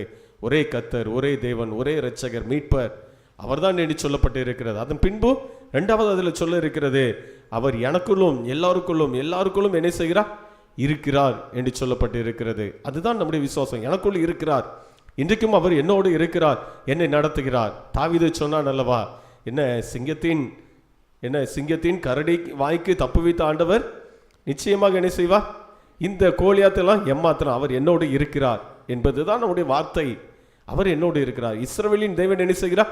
என்னோடு இருக்கிறார். அதுதான் அவனுடைய விசுவாசம். நீ பட்டயத்தோடு வர, ஈட்டியோடு வர, அதெல்லாம் உன்னை ரட்சிக்காது. ஆனா என் கூட இருக்கிறவர் என்னை ரட்சிப்பார். இந்த நாளிலே ஒரு பெரிய ரட்சிப்பை என்ன செய்வார்? உண்டு பண்ணுவார் என்று சொல்லப்பட்டு இருக்கிறது. அதே போலதான் ஞானஸ்நானத்தில் அவருக்குள் நம் விசுவாசத்தில் என்ன செய்கிறோம்? பலன் அடைகிறவர்களாய் காணப்படுகிறோம். பலன் அடைகிறோம். அது நம்மை பலப்படுத்துகிறது. விசுவாசத்தில் வளர்ந்து பெருகும்படியாக அது நம்மை செய்கிறதாய் காணப்படுகிறது. அவருக்குள் நிலைப்படுகிறோம். ஒருவரே என்கிற வார்த்தை நமக்குள் வருகிறது. அது மாத்திரமல்ல, எல்லா சூழ்நிலைகளிலும் கர்த்தர் என்னோடு இருக்கிறார், என்னை வழி நடத்துகிறார் என்று சொல்லி என்ன செய்கிறோம்? நாம் அறிக்கை செய்கிறவர்களாய் காணப்படுகிறோம். அப்படிப்பட்ட சூழ்நிலையில அவர் நமக்குள் இருக்கிறார் என்று சொல்லி நம் விசுவாச வார்த்தைகளை என்ன செய்யணும்? அறிக்கை செய்யணும். இவ்வாறாக ஞானஸ்நானம் பெற்ற நாம், விசுவாசத்திலே பலப்பட்ட நாம், ஆனாலும் சில நேரங்களில் தவறி போகிறவர்களாக என்ன செய்கிறோம்? காணப்படுவோம். இஸ்ரவேல் ஜனங்களை குறித்து வேதம் சொல்கிற 2 கொரிந்தியர் 10 பார்க்கிறோம். ஏன்னா ஆரம்பத்திலே சொன்னேன், அவர்கள் மேகத்தினாலும் சமுத்திரத்தினாலும் என்ன செய்தார்கள்? ஞானஸ்நானம் பெற்றார்கள் என்று சொல்லி பார்க்கிறோம். ஆனாலும் ஆண்டவருடைய அன்பை என்ன செய்தார்களா? மறந்து விட்டார்கள் என்று சொல்லி வேதத்தில் சொல்லப்பட்டிருக்கிறது. விசுவாசத்தை விட்டு வலகி விட்டார்கள். அதன் பின்பு அந்த 10ஆம் அதிகாரத்தில் தொடர்ந்து வாசித்து பாருங்கள். இருந்தார்கள், குடித்தார்கள், புசித்தார்கள், விளையாடினார்கள், என்ன தேவனை மறுதளிக்கிறவர்களாய் காணப்பட்டார்கள். ஆகவே அவருடைய கோபமும் என்ன செய்ததா? அவர்களை அழிவுக்கு நேராய் நடத்தினது என்று சொல்லி வேதத்தில் பார்க்கிறோம். அழிவை தேடிக்கொண்டார்கள் என்று சொல்லி பார்க்கிறோம். இன்றைக்கு நம்முடைய வாழ்க்கையில் அதுதான். ஞானஸ்நானம் பெற்றாச்சு, ஆண்டவருடைய அன்பை அறிந்து கொண்டாச்சு, ரட்சிப்புக்கு நேராய் கடந்து வந்தாச்சு, இயேசு கிறிஸ்துனா நீ யாருன்னு தெரியும், ஒருவரே என்று சொல்லி அறிக்கை செய்கிறவர்களாய் காணப்படுகிறோம். அதே விசுவாசத்தில் நிலைத்திருக்கிறோமா? விசுவாசம் நமக்குள் காணப்படுகிறதா என்பதை சிந்தித்து பார்க்கும்படியாக நாம் அழைக்கப்படுகிறவர்களாய் காணப்படுகிறோம். சில நேரங்களில் ஞானஸ்நானம் பல முறை பெற்றிருப்பார்கள். அப்படிதானே? 1 முறை அல்ல, 2 முறை அல்ல, 3 முறை அல்ல. சபைக்கு சபை மாறும் பொழுது என்ன எங்கள் முறை இப்படிதான் செய்யணும் அப்படிங்கிறத காரியம் என்ன செய்யும்? வந்து விட்டோம். சரி, எத்தனை முறை நீங்கள் பெற்றுக்கொண்டாலும் சரி, அதன் உள்ளான கருத்து என்ன? பாவத்துக்கு மரித்து உயிர்ப்பிக்கப்பட்ட வாழ்க்கையாக இருக்கிறதா? விசுவாசத்தில் நிலைத்திருக்கிறோமா? இல்லைன்னா எத்தனை முறை பெற்றுக்கொண்டாலும் பிரயோஜனம் என்ன? எத்தனை முறை பிரயோஜனாலும் நம்ம கேரக்டர் மாறல, குணம் மாறல, நம்முடைய குணம் அப்படியே இருக்கிறது அப்படின்னு சொன்னா என்ன? தெளிச்சாலும் பிரயோஜனம் இல்லை, மூழ்கி எலும்பினாலும் அப்படிதானே? எது மாற்றப்பட வேண்டுமோ அதான் சொல்லுதேன். என்ன எல்லா இடங்களிலும் சில காரியங்களை முக்கியப்படுத்துவார்கள். எதை முக்கியப்படுத்தணுமோ அதை விட்டுட்டு என்ன எது வேண்டாமோ அதை தான் என்ன செய்வாங்க? முக்கியப்படுத்துவாங்க. எது நமக்கு தேவை? கேரக்டர் மாறணும், குணம் மாறணும், விசுவாசம் பெருகணும். என்ன இருக்கா? இல்லை, அப்படி தான் இருக்கு. இன்னும் நம்முடைய வாழ்க்கையில் அதே குணநலங்களோடு இருந்தால் என்ன பிரயோஜனம்? ஞானஸ்நானம் நம்மை பரலோகம் என்ன செய்யாது? சேர்க்குமா? சேர்க்காது. என்ன, அவருடைய ரத்தத்தினாலே கழுவி சுத்திகரிக்கப்பட்டு பரிசுத்தமாய் வாழ்ந்தால் மாத்திரம்தான் என்ன செய்ய முடியும்? பரலோகத்துக்கு போக முடியும். அப்படி தானே போக முடியும். என்ன, ஞானஸ்நானத்தை குறித்து பலவிதமான கருத்துக்கள் இருக்கலாம். ஆனால் ஒன்றை மாத்திரம் புரிந்து கொள்ளுங்கள், விசுவாசம் தேவன் மீது உள்ள பற்றுறுதி, பாவத்துக்கு மரித்து உயிர்ப்பிக்கப்பட்ட வாழ்க்கை, அவருடைய ரத்தத்தினாலே கழுவி சுத்திகரிக்கப்பட்ட வாழ்க்கை, பரிசுத்தமாய் வாழ்ந்தால் மாத்திரம்தான் என்ன செய்ய முடியும்? என்ன, இருதயத்தில் ஏற்றுக்கொள்கிறார்கள். எத்தனையோ பேர் என்ன ஏற்றுக்கொள்கிறார்கள், ஆண்டவருடைய ராஜ்யத்துக்குள் பிரவேசிக்கிறவர்களாய் காணப்படுகிறார்கள். இன்னைக்கு நம்முடைய வாழ்க்கை எப்படி இருக்கிறது? எதையோ முக்கியப்படுத்தி, எதையோ மையப்படுத்தி விசுவாசத்தை விட்டு விலகி சென்று விடுவோமானால் என்ன பிரயோஜனம்? ஒன்றுமே இல்லை. அதில் ஒன்றுமே இல்லை. எது தேவையோ அது வேணும். என்ன, வேதம் சொல்கிறார், யோவான் சொல்கிறார், என்ன, அவர் உங்களுக்கு பரிசுத்த ஆவியினாலும் அக்கினினாலும் ஞானஸ்நானம் கொடுப்பார். இயேசுவானவன் சொல்கிறார், ஒருவன் ஜலத்தினாலும் ஆவியினாலும் பிறவாவிட்டால் தேவனுடைய ராஜ்யத்தில் என்ன செய்ய மாட்டான்? பிரவேசிக்க மாட்டான். இருக்கு, ஆவியில் பிறந்திருக்கிறோமா? அதுக்கு நிறைய கருத்துக்கள் இருக்குது. விளக்கன்னா நிறைய விளக்கிக்கிட்டே போகலாம். என்ன ஜலத்தினாலும் ஆவியினால் பிறக்கக்கூடியதே தாயின் கற்பப்பையிலே தண்ணி கூடத்துல இருந்தால் என்ன செய்தாங்க? அப்படி தானே நிறையா விளக்கங்கள் இருக்குது. என்ன, யாருக்கு வேணாலும் என்ன, இப்போ உள்ள சூழ்நிலை பாருங்கள், ஏஐ முறை என்ன செய்தது வந்து விட்டது. என்ன, ஒரு இப்போ தான் நம்ம சாதாரணமாக இந்த ஸ்டோலில் உள்ள இந்த இதை ஸ்கேன் பண்ணி போட்டு என்ன அப்படின்னு கேட்டால் அதுக்கு பலவிதமான எக்ஸ்பிளைன் என்ன செய்கிறது. அதில் என்ன, நம்ம ட்ரெஸ்ஸை ஸ்கேன் பண்ணி போட்டுட்டா இது என்ன அப்படின்னு கேட்டால் அதுக்கு பதில் சொல்லுது. இது ஒரு ட்ரெஸ்ஸாக இருக்கலாம், இல்லைன்னா இதாக இருக்கலாம், அதாக இருக்கலாம், அப்படி இருக்கலாம், இப்படி இருக்கலாம் அப்படின்னு சொல்லி என்ன, ரோபோ எல்லாமே மாறிக்கிட்டு இருக்கு. நீங்கள் இப்போ யூடியூப்பில் பாருங்கள், என்ன, மனிதன் செய்யக்கூடிய வேலைகள் அனைத்தையும் செய்கிறது. என்ன, இன்னும் கொஞ்ச நாளில் மனிதனை ரோபோ திருமணம் பண்ணக்கூடிய சூழ்நிலைகள்லாம் என்ன செய்கிறது? அந்த ரோபோலாம் போகுமா பரலோகத்துக்கு? இல்லை. என்ன, விளக்கம் கொடுக்குன்னா நிறைய என்ன செய்யலாம், பேசிக்கொண்டே இருக்கலாம். ஆனால் அது நமக்கு தேவை அல்லாதது. என்ன, தேவையானது ஒன்று, மரியாள் தண்ணி விட்டு எடுபடாத நல்ல பங்கை தெரிந்து கொண்டால். எது நமக்கு தேவை? பாவத்துக்கு மரித்து உயிர்ப்பிக்கப்பட்ட வாழ்க்கை, இயேசு கிறிஸ்துவின் ரத்தத்தினாலே கழுவி சுத்திகரிக்கப்பட்ட வாழ்க்கை. இரண்டாவது, விசுவாசத்திலே நிலைத்திருக்கக்கூடிய வாழ்க்கை. ஒரே கர்த்தர், ஒரே தேவன், ஒரே இரட்சகர் அப்படிங்கிறத விசுவாசிக்கிறோம், அறிக்கை செய்கிறவர்களா என்ன செய்கிறோம்? காணப்படுகிறோம். என்ன, விசுவாசித்து அறிக்கை செய்கிறோம், அவர்தான் மீட்பர், அவர்தான் இரட்சகர், அவர்தான் விடுவிப்பவர், நான் பாவத்திலிருந்து விடுதலை பெற்று இருக்கிறேன், நிச்சயமாக அவர் ஒரு நாள் ராஜாதி ராஜாவாய் தேவாதி தேவனாய் இந்த உலகத்துக்கு வரும்பொழுது அவரோடு நான் சேர்த்து கொள்ள போகிறேன் என்கிற விசுவாசம் நமக்குள் வேணும். இதெல்லாம் இல்லாமல் நம்முடைய குணநலமே மாறாமல் இன்னும் அதே பழைய குணத்தில் இருந்தோமானால் எந்த பிரயோஜனமே இல்லை. என்ன, எந்த காரியமும் இல்லை. அப்படி இருக்கும் பொழுது நம்முடைய வாழ்க்கை எப்படிப்பட்டதாக இருக்கிறது என்று சொன்னால், மூன்றாவது ஞானஸ்நானத்தின் மூலமாக பரலோகத்தின் நன்மைகளை என்ன செய்கிறோம்? பெற்று அனுபவிக்கிறோம். ஏன்னா எப்படி நாம் பரிசுத்தமாக்கப்படுகிறோம்? விசுவாசிக்கும் பொழுது பரிசுத்தமாக்கப்படுகிறோம். விசுவாசம் நமக்குள்ள என்ன செய்கிறது? வந்து விடுகிறது. இதெல்லாம் நம்ம என்ன செய்கிறது? பரலோகத்துக்கு கொண்டு சேர்க்கிறதாய் காணப்படுகிறது என்பதை நாம் அறிந்திருக்கு. நம்முடைய வாழ்க்கையில் பரலோகத்தின் நன்மைகளை நாம் பெற்றுக்கொள்கிறவர்களாய் காணப்படுகிறோம். பரலோகத்தின் நன்மைகளை நமக்கு தருகிற ஞானஸ்நானம் மாத்திரம் பரலோகத்துக்கு என்ன செய்யாது? நம்மளை கொண்டு சேர்க்காது. அந்த ஞானஸ்நானத்தின் மூலமாக வருகிற நம்முடைய வாழ்க்கை, மாற்றப்படக்கூடிய வாழ்க்கை, வருகிற விசுவாசம், இதுதான் என்ன செய்யும்? நம்மை பரலோகத்துக்கு கொண்டு என்ன செய்யும்? சேர்க்கும். அப்படி தானே? ஞானஸ்நானம் நம்மை கொண்டு சேர்க்காது. ஞானஸ்நானம் மாத்திரம் பரலோகத்துக்கு நம்மை கொண்டு சேர்க்காது. இந்த ஞானஸ்நானத்தின் மூலமாய் வரக்கூடிய அந்த காரியங்கள் அது நமக்குள் வந்தால் மாத்திரம்தான் பரலோகத்துக்கு போக முடியும். அதான் பாவம் நீங்கி பரிசுத்தமாக்கப்பட்ட வாழ்க்கை இருக்கிறதா? என்ன, மாறி இருக்கிறோமா? இல்லைன்னா அதே இதில் தான் இருக்கிறோமா? விசுவாசம், நம்முடைய விசுவாசம் எப்படி இருக்கிறது? அவர் ஒருவரே என்று சொல்லி உறுதியான விசுவாசம் அவர் மீது மாத்திரம் இருக்கிறதா? எல்லா இடத்துக்கும் போயிட்டு இருக்குமா? எல்லா காரியங்களையும் செய்து கொண்டு இருக்கிறோமா? எல்லாத்துக்கும் இங்கேயும் கொடு, அங்கேயும் கொடு, இங்கேயும் போ, அங்கேயும் போ, இது அது என்று சொல்லி நம்முடைய வாழ்க்கை போய்கொண்டிருக்கு. அப்படி என்னால் பிரோஜனமற்ற வாழ்க்கை, பிரோஜனமற்ற வாழ்க்கை, அப்படி தானே? பிரோஜனம் இல்லாத வாழ்க்கை. நம்முடைய வாழ்க்கை எப்படி இருக்கிறது என்பதை யோசித்து பார்ப்போம். இதெல்லாம் இருக்கும் பொழுது நித்திய ஜீவனை சுதந்திரிக்கிறவர்களாய் காணப்படுகிறோம், நித்திய ஜீவனை பெற்றுக்கொள்கிறவர்களாய் காணப்படுகிறோம். மனம் திரும்புதல், ரட்சிப்பு, பரிசுத்தம், விசுவாசத்தில் பலனடையத்தக்கதாக கர்த்தர் நம்மை பலப்படுத்துகிறவராய் இருக்கிறார். இப்போ சொல்லுங்க, எது தேவையானது? என்ன, நீங்களே சிந்தித்துக் கொள்ளுங்கள். என்ன, நீங்களே சிந்தித்து கொள்ளுங்கள். எது தேவையோ அது மாத்திரம் போதும். அவரை பற்றி கொள்ளுங்கள். இயேசு கிறிஸ்துவை உள்ளத்தில் ஏற்றுக்கொண்டு இருக்கிறோம். அவருடைய ரத்தத்தினாலே நம்ம என்ன செய்திருக்கிறோம்? கழுவப்பட்டிருக்கோமா இல்லையா? ஞானஸ்நானம் என்னது? கழுவப்படுதல். அவருடைய ரத்தத்தினாலே கழுவப்பட்டிருக்கோமா இல்லையா? கழுவப்பட்டிருக்கோம். அப்படி தானே? அவருடைய ரத்தத்தினாலே சுத்திகரிக்கப்பட்டிருக்கிறோம். பரிசுத்த ஆவியினால் நிரப்பப்பட்டு இருக்கிறோம். விசுவாசத்தில் பலனடைந்து இருக்கிறோம். பாவத்துக்கு நீங்கி தேவனுக்கு பிரியமாய் வாழ்ந்து கொண்டு இருக்கிறோம். நிச்சயமாக பரலோகம் நமக்குண்டு. இதெல்லாம் இல்லைன்னா எத்தனை முறை ஞானஸ்நானம் எடுத்தாலும், மூழ்கி எழும்பினாலும், தெளிக்கப்பட்டாலும், என்ன சபைக்கு சபை மாறிக்கொண்டே இருந்தாலும் ஒரு பிரயோஜனம் கிடையாது. வாழ்க்கை மாறாவிட்டா இந்த சபைக்கு சபை ஏன் மாறுதாங்க தெரியுமா? ஒன்று உள்ளே சண்டை போட்டிருப்பாங்க, இல்லைன்னா ஏதாச்சும் ஒரு சூழ்நிலை பிரச்சனைகள் என்ன செய்யும் வந்திருக்கும். அதான் ஒன்றை விட்டு ஒன்று போய்கிட்டே இருப்பாங்க. அதிலே ஒரு குணம் நமக்கு சரியான ஒரு மனநிலை இல்லை என்று சொன்னால், என்ன சரியான ஒரு குணம் சண்டை வரப்போய் தான் மாறக்கூடிய சூழ்நிலைகள்லாம் நிறையா காணப்படுகிறது. என்ன மாறக்கூடிய சூழ்நிலைகள் நிறையா. அதே மாறாவிட்டால் அந்த குணமே சரியான குணம் கிடையாது முதல்ல. அப்படியானால் எப்படி நம்ம நித்திய ஜீவனை சுதந்திரித்து கொள்ள முடியும்? யோசித்து பாருங்க.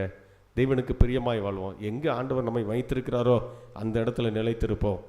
தேவன் நமக்கு எதை சொல்கிறாரோ அதை செய்வோம். நிச்சயமாக நித்திய ஜீவனை சுதந்திரிக்க ஆண்டவர் நம்மை நடத்துவார். இரட்சகராய் வெளிப்படுத்தின ஆண்டவர் பரிசுத்தமாய் வாழும்படியாக அழைத்திருக்கிறார். பரிசுத்தமாய் வாழ்வதற்கு அடையாளம் இது ஒரு அடையாளமாக இருக்கிறது. பாவம் நீங்கி பரிசுத்தமாக்கப்பட்ட நாம் விசுவாசத்தில் நிலைத்திருந்து தேவனுக்கு பிரியமாய் வாழும் பொழுது நித்திய ஜீவனை சுதந்திரித்து கொள்ள கர்த்தர் நமக்கு உதவி செய்வாராக. ஆமென்.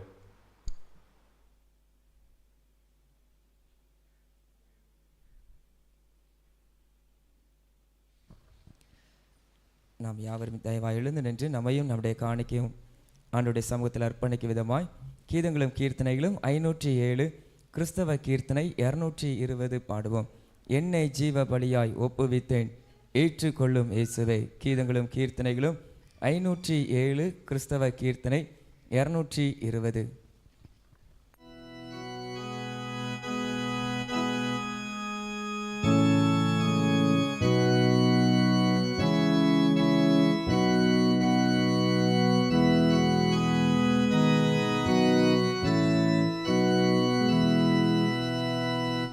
என்னை ஜீவ பலியாய்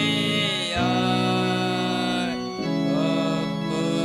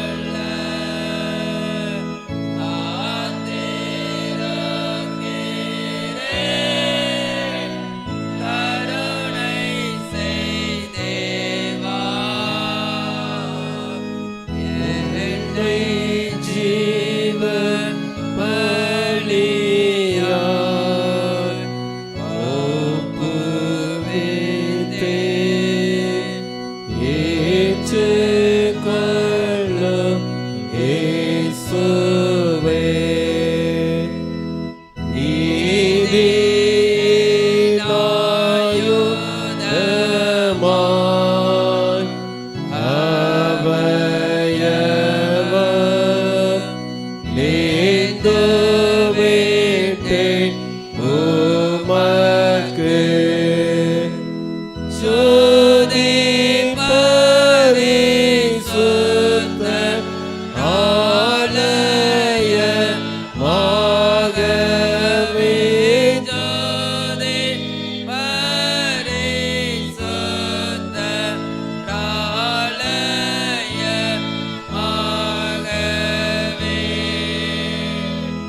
சொந்தமாய் தந்தேன் எந்தன் சரீரத்தை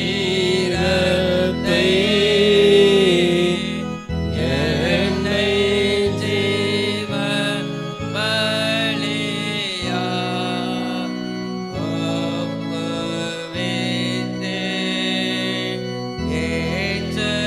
ஏற்றுக்கொள்ளும் இயேசுவே. நின்றவனமாகவே நம்மை நாம் படைத்த காணிக்கும் தேவசமத்தில் அர்ப்பணித்து ஜெபிப்போம். நேசிக்கிற அன்பின் ஆண்டவரே, மெய் துதிக்கிறோம், மெய் ஸ்தோத்திரிக்கிறோம். உடைய கிருபை இரக்கம் பெரியது, உடைய ரட்சிப்பு மீட்பு பெரியது. அதற்காக ஸ்தோத்திரம். எங்களை ரட்சிக்கும்படியாக உலகத்துக்கு உண்மை வெளிப்படுத்த எங்களை பரிசுத்தமாக்கி அதற்கு அடையாளமாய் தகப்பனை ஞானஸ்தானத்தை நியமித்து அதன் மூலமாக நாங்கள் பாவத்துக்கு மரித்து நீதிக்கு உயிர்ப்பிக்கப்பட்ட வாழ்க்கை, விசுவாசத்தில் நடைபெறும்பட வாழ்க்கை எங்களை தந்திருக்கீங்க. அதற்காக ஸ்தோத்திரம் ஆண்டவரே. பாவம் நீங்கள் பரிசுத்தமாக்கப்பட்ட நாங்கள் பரிசுத்தத்தில் நிலைத்திருக்க விசுவாசத்தில் பலனடைய பரலோக ராஜ்யத்தை சுதந்திரித்துக் கொள்ள கத்ததாம் எங்களை உதவிச்சிங்க. தீமை நின்று விலை காத்துக்கொள்ளுங்க. மறைவான கண்ணிகளுக்கு குற்றங்களுக்கு நீங்களாக ரட்சிப்பீராக. கர்த்தருடைய தெய்வீக ஆசீர்வாத நன்மை நிறைவாய் நிலையாய் உண்டாயிருக்க ஆண்டவர் தாமே நீர் அனுக்கிரகம் பண்ண முடியாதுன்னு சொல்லிக்கிறோம். இப்பொழுது முடிய சமுத்திரம் நிற்கிற நம்முடைய பிள்ளைகளுக்காக சொல்லிக்கிறோம். கர்த்தர் ஆசீர்வதிங்க. நம்முடைய நன்மைகள் கிருபைகள் ஆசீர்வாதங்கள் நிறைவாய் ஒவ்வொருவருக்கும் உண்டாயிருக்கட்டும். தேவையில் சந்திக்கப்படட்டும். தேவனுக்குள் தங்களை பலப்படுத்த நிலைப்படுத்த ஆண்டவர் தாமே கிருபையில் அளிச்சுங்க. கைகளின் பிரயாசங்கள் எல்லாம் ஆசீர்வதிக்கப்பட உதவிச்சுங்க. செய்யக்கூடிய தொழில்கள், வியாபாரங்கள், விவசாய பணிகள் மற்றும் பற்பல பணியிடங்களில் பணி செய்கிற பணிகள், ஆபத்தான பணியில் ஈடுபடுகிறவர்கள், வாகனம் ஓட்டுகிறவர்கள் எல்லாரையும் உடைய கருத்தில் தருகிறோம். கர்த்தர் ஆசீர்வாதங்க, பாதுகாத்துக் கொள்ளுங்க. உடைய நன்மைகள் கிருபைகள் ஆசீர்வாதங்கள் நிறைவாய் உண்டாயிருக்க ஆண்டவர் தாமே நீர் அனுக்கிரகம் பண்ண முடியாதுன்னு சொல்லிக்கிறோம். உள்ளூரில் வெளியிடங்களில் இருக்கிற ஆண் பெண் பிள்ளைகளுடைய குடும்பங்களுக்காக ஸ்தோத்திரம். ஆசீர்வதிங்க, பாதுகாத்துக் கொள்ளுங்க. இருக்கிற இடங்களில் நம்முடைய பிள்ளைகள் ஆசீர்வாதமாய் பாதுகாப்பாய் வாழ கர்த்தர் தாமே அனுக்கிரகம் பண்ணுவீராக. ஆண்டவரே, அவருடைய தேவையில் அனைத்தையும் சந்திப்பீராக. தொடர்ந்து ஆண்டவர் தாமே உடைய தூய பிரசன்னத்துக்குள்ளாய் மறைத்து வழி நடத்த முடியாதுன்னு சொல்லிக்கிறோம். ஆண்டவரே, திருச்சபையில் வயதானவர்கள், பெரியவர்கள், வாலிபர்கள், சிறு பிள்ளைகள் எல்லாரையும் ஆசீர்வதிங்க. படிக்கிற பிள்ளைகள், வெளிப்புக்காக காத்திருக்கிற பிள்ளைகள், திருமணத்துக்கு ஆயத்தப்படுகிற பிள்ளைகள், கற்பத்தின் கனிக்காக காத்திருக்கிற பிள்ளைகளுக்காக சுபிக்கிறோம். கர்த்தர் தாமே ஆசீர்வதிங்க. ஏற்ற வேலையில் ஏற்ற நன்மைகளை கொடுங்க. பிரசவத்தை எதிர்பார்த்து கொண்டு இருக்கிற பிள்ளைகளுக்கு ஏற்ற வேலையில் சுகமான பிரசவத்தை கர்த்தர் தாமே கட்டளையிட்டு வழி நடத்துங்க. பலவிதமான பிரச்சனைகள், பாடுகள், துன்பங்கள், கவலைகள், கண்ணீர்கள், வியாகுலங்கள், உபத்திரவங்கள், கடன் பிரச்சனையில் சிக்கி நிற்கிற ஒவ்வொருவருக்காக சுபிக்கிறோம். ஆண்டவர் தாமே விடுவிக்கும்படியாக நாங்கள் சுபிக்கிறோம். அவர் அவர்களுடைய தேவையை சந்தித்து அவர் அவர்களை கர்த்தர் ஆசீர்வதிப்பீராக, உயர்த்துவீராக. இந்த ஆலயத்தை யாரெல்லாம் நேசித்து பணிகளை செய்கிறார்களோ அத்தனை பேரையும் ஆசீர்வதிங்க. ஆலய பணியாளர்கள், அவர்களுடைய குடும்பங்களை ஆசீர்வதிங்க. சபையில் குடும்பங்களை ஆசீர்வதிங்க. இன்னும் இந்த பரிசுத்தத்தில் இருந்த ஆராதனையில் உதவி செய்கிற ஒவ்வொருவரையும் கர்த்தர் தாமே ஆசீர்வதிக்க முடியாதுன்னு சொல்லிக்கிறோம். நம்முடைய கிருபையில் கருத்துக்களாக எல்லா வச்சு ஒப்புவிக்கிறோம். கர்த்தர் பொறுப்படுத்துங்களை எங்கள் செய்கிறதுள்ள 8 சபைகள் ஆசீர்வதிக்கப்படட்டும். கர்த்தருக்குள் பலன் கொண்டு வளர ஆண்டவர் தாமே அனுக்கிரகம் பண்ணுவீராக. நம்முடைய திருக்கிருபையில் கருத்துக்களாக தருகிறோம். இப்பொழுதும் அப்பத்தை பிட்களையும் வெளிப்படுத்தி காண்பிப்பீராக. நீங்கள் தந்த ஆசீர்வாதத்திலிருந்து ஒரு பகுதியை உமக்கென்று கொடுத்துருக்கிறோம். கர்த்தரை ஏற்றுக்கொள்ளுங்க, அங்கீகரிங்க, ஆசீர்வதிங்க. இதற்குரிய ஆசீர்வாதங்கள் நன்மைகள் நம்முடைய பிள்ளைகளுக்கு நிறைவாய் கொடுத்து ஆசீர்வதிக்க முடியாதுன்னு சொல்லிக்கிறோம். துதிகன மகிமை எல்லாம் நாங்கள் உமக்கே செலுத்துகிறோம். இயேசுவின் நாமத்தில் செபிக்கிறோம் ஜீவனுள்ள நல்ல பிதாவே. ஜெபம் பண்ண கடவோம். பிரதான குருநாதா பிரசன்ன அருள்வீரே, பெரிய சிடர் நடுவிலே பிரசன்ன மாணவரே, பிதாவோடும் ஆவியோடும் பிணைந்தோரே தேவனாய்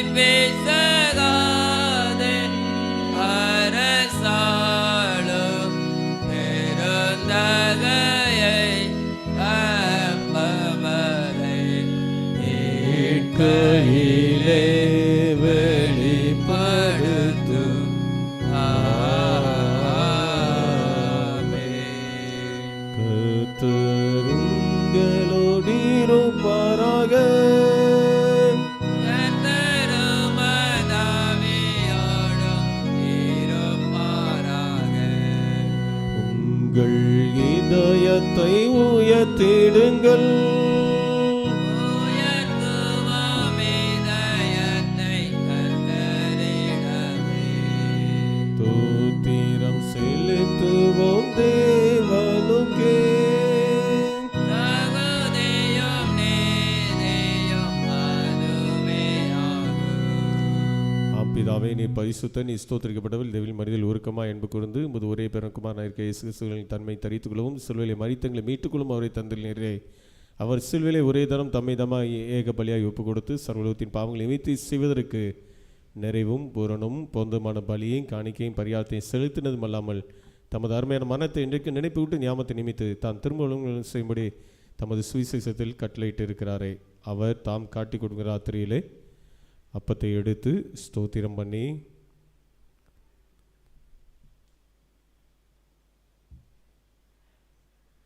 அதை பெட்டி சீசல் கொடுத்து நீங்கள் வாங்கி பூசுங்கள், இது உங்களுக்காக சரீரம், என்னை நினைவு கூறும்படி இதை செய்யுங்கள் என்றார். அந்தபடியே அவர் போஜனம் பண்ணின பின்பு அவர் பாத்திரத்தையும் எடுத்து ஸ்தோத்திரம் பண்ணி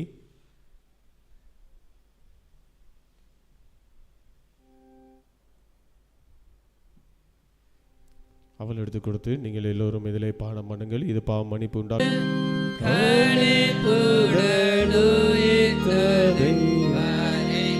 செய்து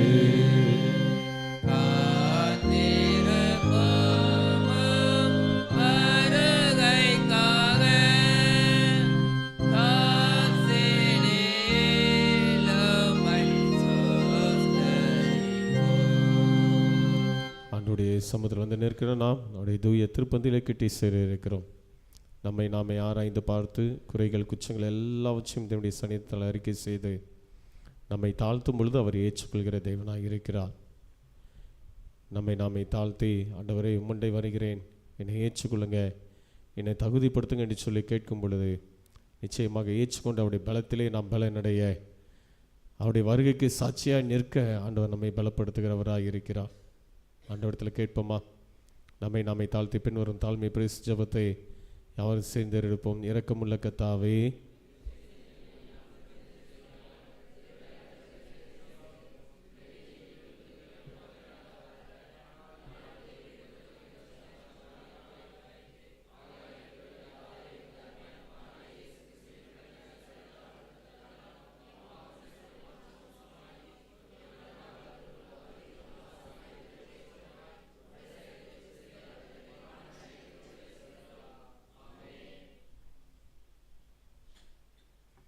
நாம் பிற்கிறப்பம் கிறிஸ்துடைய சரீரத்தின் ஐக்கியமாக இருக்கிறது அல்லவா?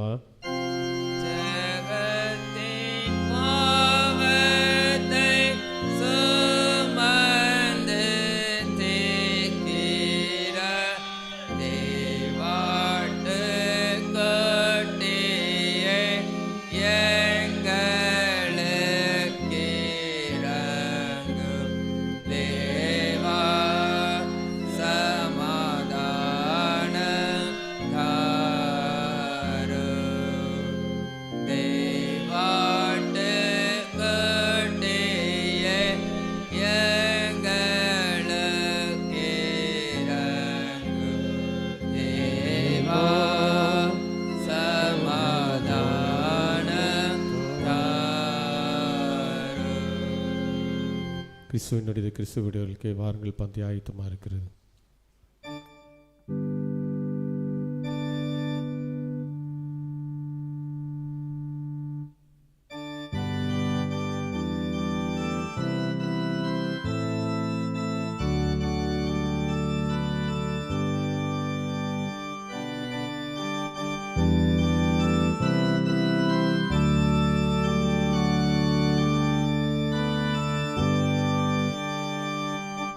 நான் பிரமே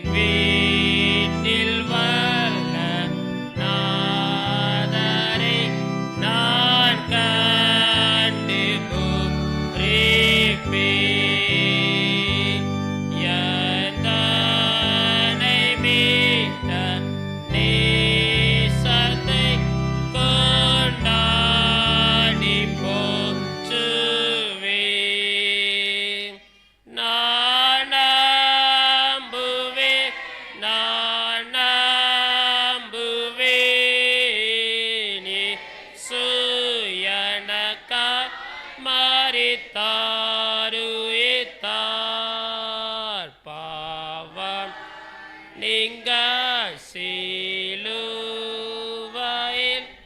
உதிரம் சிந்தினார் மாபாவியான கல்லனும் அவுச்சில் மூழ்கினான் மணி புமுசானந்தமும் அடைந்து புரித்தான் நான் நம்புவேன்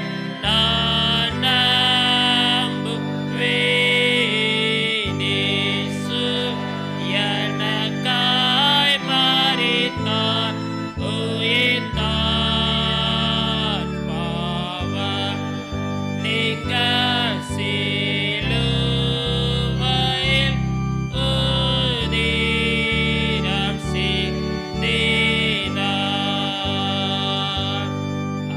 அவ்வாறு நாடும் இயேசுவால் விமோசனம் பெற்றேன். பாவம் நீங்கி போனதால் ஓயாமல் பாடும் நான் நம்புவேன்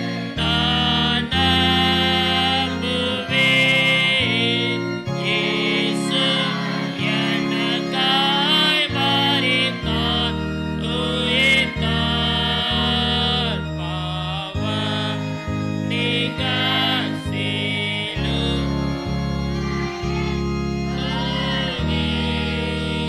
சிந்தினார்.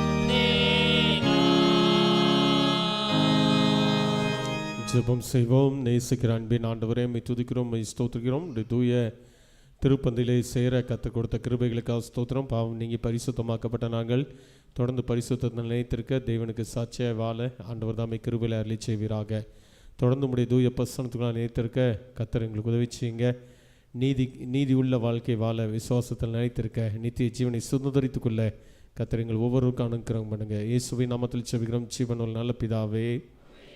எல்லா புத்திக்கும் மேலான தெய்வ சமாதானம் உங்களோடு இருந்து நீங்கள் தேவனை அடிக்குமார் நம் ஆதரவு இயேசு கிறிஸ்து பெற்றவர்களின் அன்பில் நிலைத்திருக்கும்படி உங்கள் இருதயத்தையும் சிந்தையும் காக்க கடவது. பிதா குமாரன் பரிசுத்த ஆவியார் மீது ஆசீர்வாதம் உங்களுக்குள்ளே இருந்து எப்பொழுதும் உங்களோட நிலைத்திருக்க கடவது. ஆமென், ஆமென்,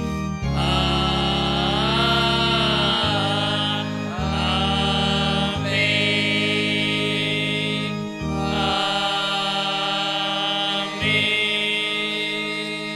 தயவுசெய்து அமருங்கள்.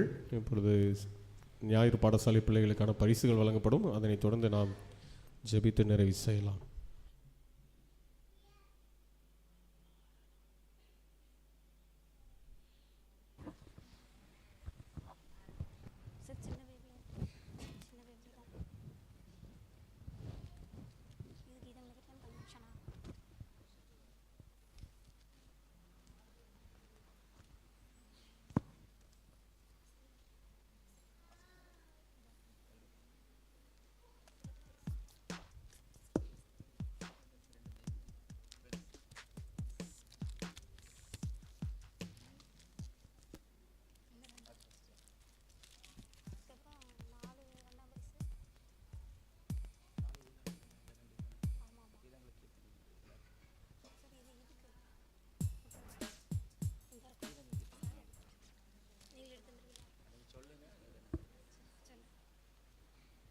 கடந்த வருடத்திலும் ஞாயிறு பள்ளியிலே கலந்து கொண்ட மாணவர்களுக்கான பரிசு வழங்குதல். விதுசா,